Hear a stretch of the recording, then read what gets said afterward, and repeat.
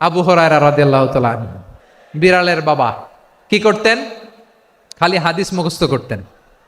উনি বলতেন, আলজামু রাসূলুল্লাহ আলা মিল ইবাতনি, আমার শুধু পেটের ক্ষুধার বন্দোবস্ত হইলে আমি নবীর সঙ্গ ছাড়তাম না।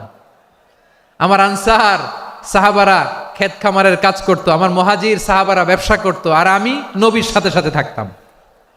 শুধু সকাল বিকাল দুই বেলা যদি আমার খাবারের বন্দোবস্ত হয়, আমি আর নবীর লক ছাড়ি না। সুবহানাল্লাহ কইবেন না? 5374টা হাদিস তিনি বর্ণনা করেছেন। সবচেয়ে বেশি হাদিস বর্ণনাকারী সাহাবী। হাদিস প্রিজার্ভেশনের কাজে বিশ্বনবী ওনাকে কাজে লাগিয়েছেন। উনি একদিন বলেন, ইয়া রাসূলুল্লাহ আসমাউ মিনকা কাসীরান ফালা আহফাজু, নবী অনেক কথা শুনি আমার মনে থাকে না। বিষ্ণু বললেন, তাই?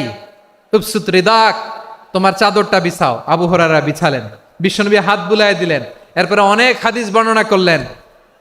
আবু হুরায়রা বলে, তারপর থেকে বিশ্বনবী যাই বর্ণনা করে আমি শুনি আর একটাও বলি না। এখন সুবহানাল্লাহ। বিশ্বনবী ওনাকে হাদিস প্রিজার্ভেশন, নবীর এই যে লক্ষ্য হাদিস প্রিজার্ভেশনের এই দায় দায়িত্ব দিয়েছেন সাইয়েদনা আবু হুরায়রা রাদিয়াল্লাহু তাআলা।